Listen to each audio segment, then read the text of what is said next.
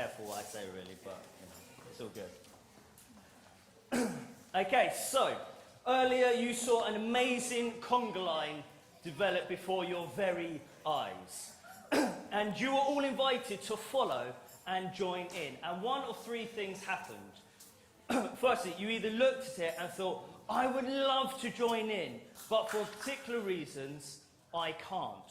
Or secondly, you might have looked and you said, absolutely not. There is no way I'm going to get involved in that. I did ask Sam earlier, and that was his exact response. I said, we're going to do a conga, and he said, absolutely not. Yeah, he got involved. Amazing. And so, thirdly, he'll get me later, it's fine. Thirdly, you saw what was happening, and you couldn't get involved quick enough. You thought, yes, come on, a conga, that's it. Sign me up. Why did we have to stop? It was good. We should have kept going. And so that's one of the three things that happened. But when we sense God's calling to follow, we will give one of these three responses. Either I would love to, but for a particular reason I can't, absolutely not, or yes, sign me up. And often we give one of those three reasons, often because we are weighing up the cost. And I wonder what Christianity would look like if we stopped focusing on the cost of following Jesus. And so there are 4 points that I would like to draw out from the passage that we saw. And for those of you who might have forgotten about what you saw here, here's a quick recap. Jesus was preaching, loads of people came to him. He then saw 2 empty boats. He then went over to one of the boats, stepped into it. Simon, who was the owner of the boat, said, what are you doing? He said, I need a boat to keep preaching. Can you push me out a little bit? He says, yeah, no worries, I'll push myself out. And then he continues on preaching to the crowd. He then stops preaching to the crowd, turns to Simon and says, put yourself out a little bit into deeper waters and catch some more fish. Simon's response is then, Jesus, I know that you're a teacher, but I'm a fisherman. I know the best times to fish, and right now, in the heat of the day, it's not the best time to do it. But because you say to do it, I will do it. So he throws his net out, and then suddenly there's a big haul of fish. He then calls to his partners on the shore, and then he signals to them to come and help him. And so they come along, and they then get the fish, and then they all go back to shore, and it's the biggest catch they've ever caught in their entire lives. And then Jesus says, follow me, and they leave their biggest catch and follow him. Thank you. So that is the summary of what you just saw. And so there are 4 points that I would like to draw out to help us to stop focusing on the cost. The first one is you're asked to do a simple task, something you've already doing. Now, for a moment, I just want you to imagine that you're a proud owner of a coffee shop. Who here has been in a coffee shop? Raise your hands. Okay, so you've all been in a coffee shop, you know how it works, and let's face it, when we walk in, we are the ultimate barista. We know when a good coffee tastes like and when a bad coffee is as well, okay? So just put yourselves in that. You're the owner of a coffee shop, and you are the best barista going, you can make the finest coffee there is. However, it's a bit of a slow day, there's not been many people there. And this man called Jesus walks into your coffee shop, and he says, I would like a cup of coffee. And you said, no worries, you come to the best coffee shop. I can make the best coffee here. And so you do a simple task, you make him a coffee. In the same way that he asked Simon to push the boat out, something he's done many times before. The second is then something harder, but in line with what you're already doing. So as I said, it's been a quiet day, there's been no one in. Jesus says to you, I would like you to make many coffees. And you look and you go, for whom? For what? Is this to take in, to take out or to drink in? Which one is it? I don't see many people, but you want me to make a coffee? So I will. And you start making the coffee, and then people start coming in, and they start flooding into your coffee shop. And the coffee grounder thing where you go whack on the side, you all know what it is, because you're the ultimate barista. You don't need to change that. It's just lovely coffee is just filtering through. The milk, you know, where you and stops you talking. I'm sure they do it just to stop you talking. But anyway, with the milk and the froth, you don't have to do that. It's just constantly refilling. So there's an outpouring of coffee, outpouring of milk that you don't have to ever change. And so you are then making all of these coffees. So it's something a little bit harder, but something you're already doing. In the same way, he said to Simon, go out into deeper waters, cast your net over the side. Well, it's something he's done many times, but he's a bit puzzled by it. He's asking, well, why are you telling me to do this? This is not the right time, but I would do it anyway. The third thing is that you do it with others. So, of course, people have bundled into your coffee shop. You've got the coffee going. You're making coffee. You're having to give the coffee, but you also have to take the money as well. You can't do it yourself, so you've got to call your friend Larry up, and you go, Larry! And he goes, yeah! And you say, Larry, I need help at the coffee shop. There's loads of people. And he says, no worries, I happen to be outside. So your friend Larry comes in. He starts serving the coffee to people whilst you're making the coffee. But Larry's too busy serving the coffee to take the payment. So Larry calls his friend Bob. And so he calls up Bob and he says, Bob, I need your help. And so he says, no worries, I'm in the queue, I'll come on in. So he comes in. He then starts taking payment. So you're doing the coffee, Larry's giving the coffee, and Bob is taking the money.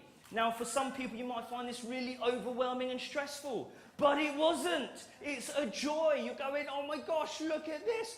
The coffee's just coming, the milk's still going, people are still coming in. This is amazing. You're in the joy. You're in the excitement of what is happening. And it's the same thing that Simon was doing. He had loads of fish. It was the biggest catch of fish he's ever caught in his life. And he called others to come and join in. He said, come and help. I need your help. Look at what I've got. Isn't this amazing? And so we do it with others and the joy. And the fourth one is seeing the result and know that Jesus has something even better for you. So at the end of the day, at your coffee shop, you served everyone that there is to be served. You're counting up your money. This is before credit cards, by the way, just to help you visualize. Okay, so you're counting your money. Credit cards was before anyway, so, too young. So, you're counting up your money, you're doing your takings, and you realise you've taken £4,000. That's the most you've ever taken in a day at a coffee shop. I think most coffee shops would be impressed to take that amount of money.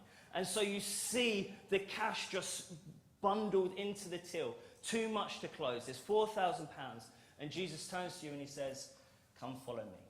And so what you do is you close the till drawer, you walk out, you lock the shop, and you follow Jesus. And I know what you're thinking. Well, you should take the £4,000 with you. I would as well. But this is the same thing as to what Simon did. He left everything because he wasn't focused on the cost, he was focused on the offer. And so when we stop focusing on the cost and we focus on what is being offered, we realise that the cost is less attractive than the offer.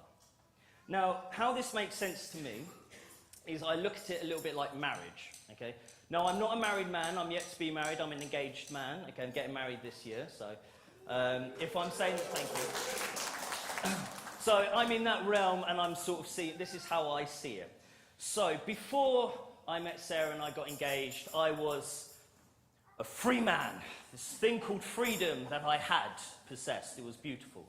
I could go where I wanted to go, do what I wanted to do, buy whatever I wanted to buy, eat whatever I wanted to eat, you name it, I could do it. I was free. It was beautiful. And then I met Sarah. And so some of those things that free life offers, I kind of had to stop doing, but there was still enough, so it was okay.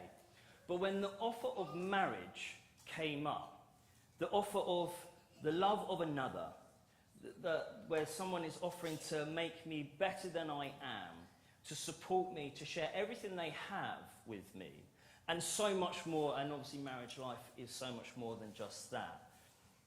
When I proposed to Sarah, the cost of the freedom that I had as a single person, it wasn't there. I didn't think about it. I didn't go, Sarah, will you marry me? But hang on a second, I'm going to lose all of this. Do I really want to lose all of this? I don't know. But that wasn't an option. I didn't think about it because what was on offer was far more beautiful, far more attractive, and far greater than what I was going to lose. And so the cost, when we look at it, now I'm not advocating that everyone gets married, but this is just how I see it, in terms of the cost versus the offer. So the cost is only thinking about myself. I'm thinking, oh, but do I really want to give this up? Or when we focus in on myself and what the cost is, the offer is there, we can see it, but we go, I'm not ready to give this up yet. But when we focus in on what is on offer, the cost disappears because the offer is so much better, so much greater. And so like with Simon on the beach, yes, there was a big haul of fish that would have had him set up for life. But he looked at it and he went, well, if Jesus did this, if he can do this, what else could he possibly do? And Jesus is saying, I've got something far more than just a bundle of fish. I'm going to offer you life in fullness. I'm going to offer you support. I'm going to offer you what you need to have. Because that's married life, isn't it? You share what you have. Jesus says, I'm going to share everything that I have with you. And so that cost, he wasn't looking at the fish going, but I could buy this, I could get an extension, I could do all sorts of things. He didn't see that because all he was doing was focusing on the offer. So if we focus on the cost, then we lose sight of what's on offer. But if we focus on the offer, the cost is worthless. I was so happy. As I said, I didn't even think about what I was giving up. All I wanted was Sarah in that offer. I wanted that marriage. And in the same way, when we look at Christ, I'm not going to look at what I'm losing. I'm looking at what I'm going to gain. And so I wonder, has God asked you to follow him or to do something, but the cost was too great for you? And I wonder if we focus more on the offer and less on the cost, what our lives for Christ would look like. Because when we read the Bible, we'll always see something that there is a cost. And of course there is a cost, but anything that's worthwhile, anything that's meaningful, there will be an element of cost. But when we read the Bible, do you focus in on the cost or do you focus in on the offer? And because far too often we will focus on the cost. Follow Jesus, but you have to stop this. And you're going, I don't want to do that. But if you go follow Jesus and he will give you this, and this, well then the cost is just worthless. You would be quite happy to give all of that up for what is on offer. And the cost could be financial. It could be your past. The cost could be doubt. I mean, Simon doubted. He was like, why, what is that about? Or the cost could be not wanting to disappoint others. Well, I would love to do that, but my parents think this, or my other half thinks this, or my friends think this. But the offer, the future Jesus has planned for you, far outweighs the cost you are focusing on. Amen. I think Nick is going to come up and just lead us in a response.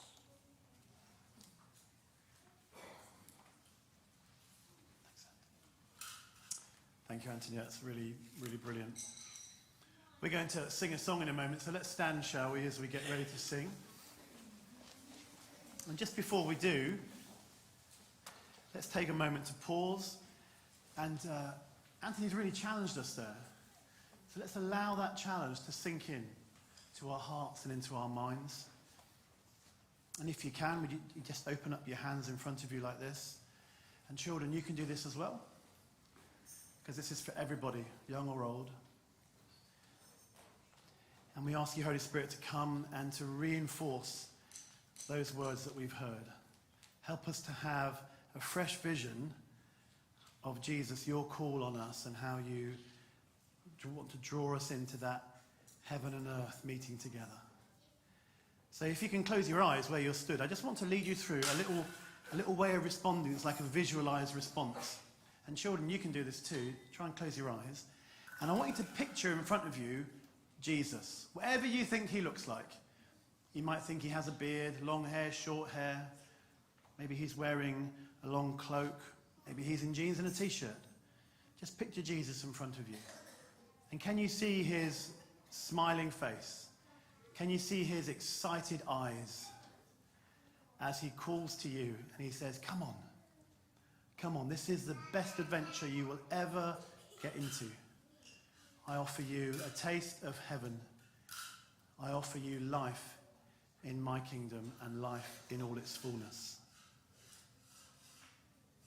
And as Anthony was speaking, a famous quote came into my mind. It's from someone called Jim Elliot. Some of you will have heard of Jim Elliot, who was a missionary who died on the mission field. And he wrote in his diary, not long before he died, he said, "He is no fool who gives what he cannot keep to gain what he cannot lose." He is no fool who gives what he cannot keep to gain what he cannot lose.